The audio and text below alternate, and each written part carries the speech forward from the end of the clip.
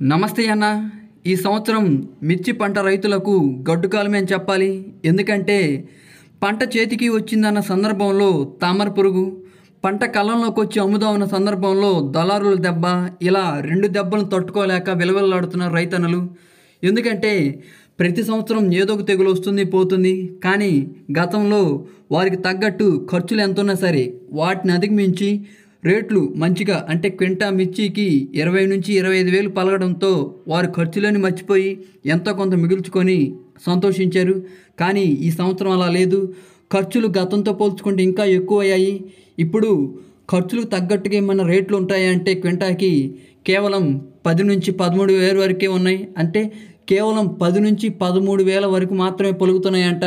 వారి ఖర్చులు డబుల్ అయ్యాయి. కానీ గతంలో ఉన్న రేటుకి క్వింటా మిరపకాయల రేటు 20 వేల నుంచి 25 వేలు ఉంటే ఇప్పుడు సగానికి సగం 13 వేలు మాత్రమే పలుకుతున్నాయంట.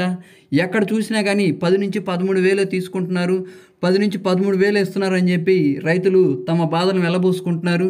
దానికి తగ్గట్టుగా మిర్చి కోసే రైతులు, అంటే కూలీలు ఉంటారు కదా, వారికి రోజుకి 400 నుంచి 500 ఇస్తున్నారంట.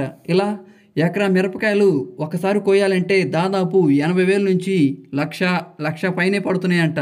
చూడండి రైతన్నల ఆవేదనలు.